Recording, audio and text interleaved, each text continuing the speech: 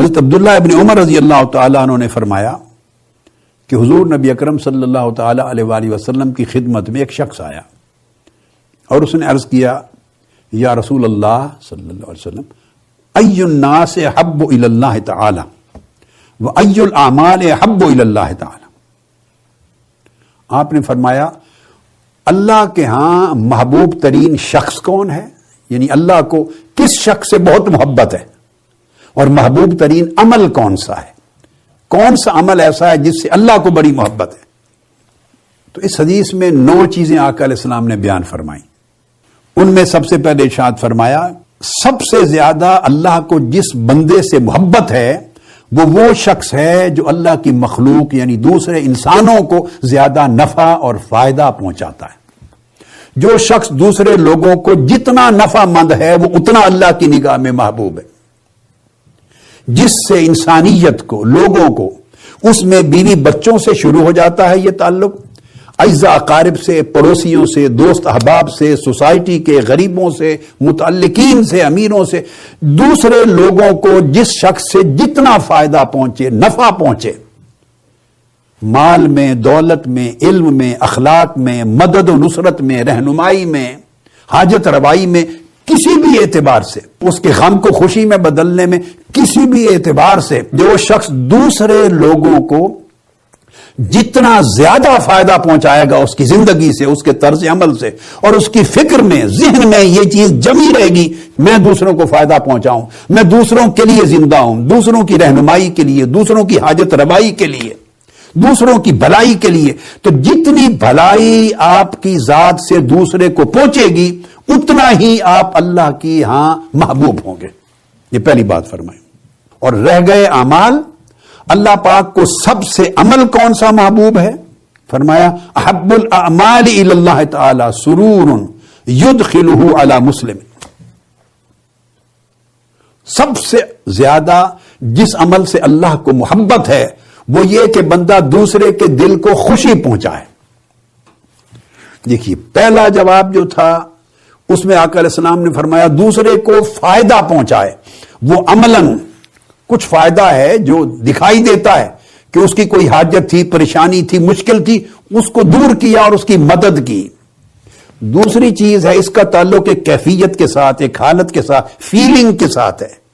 دوسرا یہ کہ آدمی بھلا وہ تو کچھ نہیں کر سکتا مگر کم سے کم اس کے عمل سے دوسرے کے دل کو خوشی پہنچے، مسرت پہنچے، فرحت کا باعث بنے.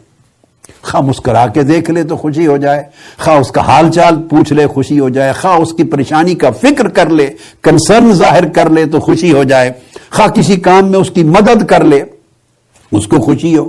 آپ آج کل گھر میں ہیں، مثلا آپ اپنی بیوی بچوں کے ساتھ مل کے کوکنگ کریں، خوشی ہوگی، آپ کی بیوی کا ایک بوجھ ہلکا ہوگا. اپنے دن بانٹ لیں، 7 دن ہیں، 2 دن آپ کوکنگ کریں، اور بچے بڑے ہیں تو 1-2 دن بچوں کو دکھائیں، وہ کوکنگ کریں، آپ ان کو ہیلپ کریں. 3 دن آپ کی وائف کوکنگ کری، آپ ان کو ہیلپ کریں. کچن میں کھڑے ہوں، مل کے پیاز کاٹیں، سبزی کاٹیں، ٹماٹر کاٹیں، سیلڈ بنائیں، سبزی بنائیں، کوکنگ کریں، ان کے ساتھ جوائنٹلی کام کروائیں، گھر کا صفائی میں ہیلپ کریں. اس عمل سے آپ نے ان کو نفع بھی پہنچایا اور اس عمل سے ان کو سرور بھی پہنچا. پھر بچوں کے ساتھ بیٹھے کھیلیں، فیملی کے ساتھ کوالٹی کا اچھا خوشگوار وقت گزاریں جس سے ان کو خوشی ہو. یاد رکھ لیں معاملات میں ہر بھلائی کی ابتدا فیملی سے ہوتی ہے. الاقرب فالاقرب. بعض لوگ فیملی کو نگلیکٹ کرتے ہیں اور باہر بڑی خیرات اور بڑی حسنات اور بڑی بھلائیاں کرنا چاہ رہے ہوتے. ایسی بھلائیاں قبول نہیں ہوتی. بھلائی کی ابتدا اپنی فیملی سے، بیوی بچوں سے ہوتی. انفاق خرچ کرنے کی ابتدا بچوں سے، ان کے دلوں میں سرور اور خوشی ڈالنے کی ابتدا اپنی فیملی اور بچوں سے. اس سے آپ اپنی فیملی اور اپنے بچوں کے اور آپ کے درمیان جو فاصلے ہیں ان کو کم کریں، ان کو اپنے قریب کریں، خود ان کے دلوں کے قریب ہوں، اپنی رویے سے محبتیں بانٹیں، مسرت بانٹیں. تو فرمایا جو شخص مسرت اور محبت بانٹتا ہے اور اس کی وجہ سے دوسرے کے دل میں سرور اور راحت پیدا ہوتی ہے، کمفرٹ ملتی ہے دوسرے کو، وہ عمل اللہ کو سب سے زیادہ پسند ہے. پھر فرمایا تیسرا آج ہم اسی حدیث پر اکتفا کریں گے. اس مضمون کو پھر میں انشاءاللہ اگلی نشست میں جاری رکھوں گا. یہ حدیث مکمل آج کریں گے بس. تیسرا عمل فرمایا اور یکشف عنہ کربت، یا کوئی شخص کسی دوسرے کی کوئی ایک مصیبت اور مشکل دور کر دے، اس کی مدد کر، کسی قسم کی مشکل ہے. اب اس کی تفصیلات ہیں. کوئی شخص کسی مشکل میں مبتلا ہے تو جو آدمی اس کی حاجت روائی کر دے، اس کی مشکل پریشانی کو دور کر دے، یہ تیسرا عمل ہے جو اللہ کو محبوب ہے. اور تقضی عنہ دینا، یا چوتھا کوئی قرض دار ہے اس کی مدد کر کے اس کا قرض اتار دے، یہ اللہ کو بہت پسند ہے. اور تطرد عنہ جوعا، کوئی شخص بھوکا ہے اس کی بھوک کو رفع کر دے، کھانا کھلا دے. آج کل یہ عمل کتنا دستیاب ہے آپ کو. بے شمار لوگ بھوکے ہیں، وسائل کی کمی ہے، کاروبار روزگار بند ہیں. جن کو اللہ نے دیا ہے وہ لوگوں کو کھانا کھلائیں. میں مبارکباد دیتا ہوں منہاج القرآن کی دنیا بھر کی تنظیمات کو، پاکستان کے اندر اور پاکستان سے باہر پوری دنیا کی تنظیمات کو، اور منہاج ویلفیئر فاؤنڈیشن کی تمام تنظیمات کو، جو کروڑہ روپے خرچ کر کے لوگوں کو کھانا کھلا رہے ہیں ایام میں. میرا دل یعنی آپ نے خوشی سے بھر دیا ہے میرے تمام کارکنان نے. یہ وہ عمل ہے، یہ اصل دین ہے، یہ ایمان ہے کہ لوگ بھوکے ہیں انہیں کھانا کھلانا اعلی اسلام اور اعلی عمل ہے جس سے اللہ کو محبت ہے. اور پھر فرمایا وَلَأَنْ أَمْشِيَ مَا أَخٍ فِي حَاجَةٍ أَحَبُّ إِلَيَّ مِنْ أَنْ أَعْتَكِفَ فِي هَذَا الْمَسْجِدِ، یعنی مسجد المدینہ شہرن. فرمایا کوئی شخص اپنے کسی بھائی کی حاجت روائی کے لیے ایک قدم چل کے جائے، کسی کی مدد کے لیے، کسی کو ہیلپ کرنے کے لیے ایک قدم چل کے جائے، تو آقا علیہ السلام نے فرمایا وہ ایک قدم کسی کی مدد کرنے میں چل کے جانا مجھے پورا ایک مہینہ اس مسجد نبوی میں اعتکاف بیٹھنے سے زیادہ عزیز اور محبوب ہے. آقا علیہ السلام نے اپنی کیفیت فرمائی کہ میں پورا مہینہ اپنی مسجد میں یعنی مسجد نبوی ہے اس میں اعتکاف بیٹھا رہا ہوں، نفلی اعتکاف. اس اعتکاف کی عبادت سے کہیں زیادہ مجھے اور میرے اللہ کو یہ عمل محبوب ہے کہ بندہ چند قدم چل کے کسی کی مدد کے لیے جائے. دیکھیے کتنا کنسرن پیدا کیا ہے، انسان کے اندر انسانیت پیدا کی ہے، انسان کو انسانوں کی پریشانیوں کا احساس پیدا کیا ہے، اس کی فکر پیدا کی ہے. اور پھر اس کے بعد ارشاد فرمایا وَمَنْ كَفَّ غَضَبَهُ سَتَرَ اللَّهُ عَوْرَتَهُ. مضمون تو یہ تھا مگر میں نے چاہا کہ میں حدیث پوری بیان کر دوں.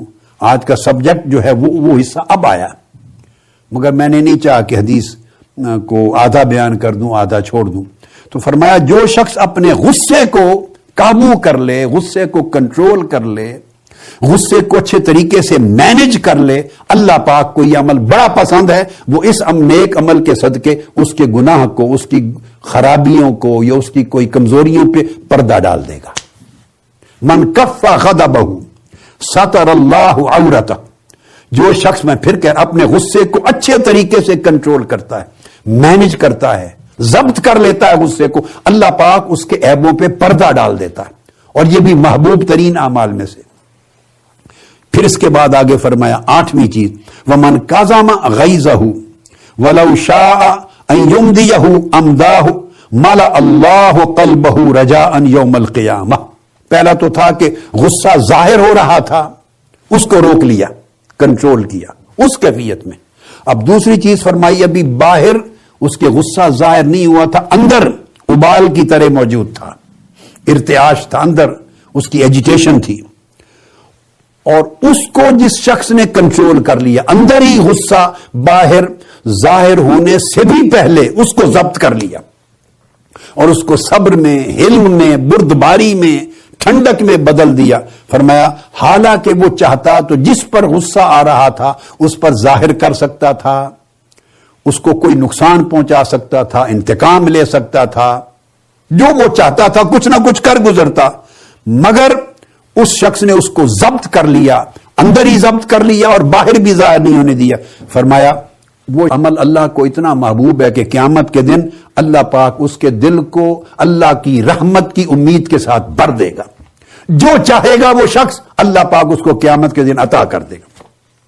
جو شخص غصہ ظاہر کر سکتا تھا یا کسی پہ غصہ نکال سکتا تھا یا کسی کو نقصان پہنچا سکتا تھا یا اونچا بول کے کسی کو ڈرا دھمکا سکتا تھا، یہ کر سکتا تھا، مگر اس نے ضبط کر لیا اللہ کی رضا کے لیے، یہ جانتے ہوئے کہ یہ عمل اللہ کو بڑا محبوب ہے، اس عمل سے اللہ میری پردہ پوشی فرماتا ہے، اس عمل سے اللہ راضی ہوتا ہے، اس عمل سے اللہ قیامت کے دن میرے گناہ معاف کرتا ہے، اللہ اس کے رسول کا حکم ہے، یہ سمجھ کے اس نے اس غصے کو ضبط کر لیا تو اللہ پاک اس کو قیامت کے دن اس مقام پر پہنچایا۔ اور پھر آخری چیز حضور علیہ السلام نے فرمائی، جو شخص اپنے بھائی کے ساتھ اس کی حاجت روائی کے لیے جائے، جتنے قدم چلے گا اپنے کسی حاجت مند بھائی کی مدد کے لیے، فرمایا قیامت کے دن جب ہر شخص کے قدم لڑکھڑا رہے ہوں گے، ہر کوئی پل صراط پہ پھسل رہا ہوگا، اللہ پاک اس کو ثابت قدمی عطا کر دے گا۔ یعنی پل صراط سے پھسلنا گرنا اللہ اس کو بچا لے گا، اس کو قیامت کے دن ثابت قدم کر دے گا۔ قیامت کا لڑکھڑانا بڑا خطرناک ہے آج کے لڑکھڑانے سے۔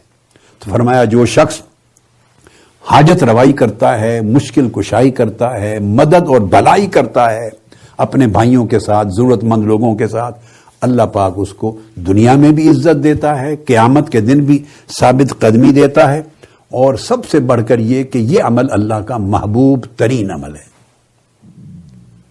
سو آج اس آیت کریمہ کے ذکر کے ساتھ اور غصے کی جو اثرات اور نقصانات ہیں اس کے انالیسس کے ساتھ ایک حدیث ہے نبوی جس کے اوپر ہم نے آج گفتگو مکمل کی۔ اس کو امام طبرانی نے اپنی معجم الکبیر میں روایت کیا ہے، اور امام ابن ابی الدنیا نے قضاء الحوائج کے باب میں اپنے اس کا ذکر کیا ہے، اور اس کا اسناد سند بھی حسن ہے۔ اگر صرف اس ایک حدیث کو آپ زندگی میں لے لیں اور اس کو ایک پورا ایک کانسٹیٹیوشن بنا لیں لائف کا، 9 چیزیں بیان ہوئی ہیں، اور ساروں پر کنسنٹریٹ کر لیں، ساری زندگی بدل جائے گی۔ کوشش کریں اس سبق کو یاد کرنے کی، اپنی لائف میں اپلائی کرنے کی، اور پھر ہر روز اس کی اپلیکیشن میں ترقی کرتے چلے جائیں۔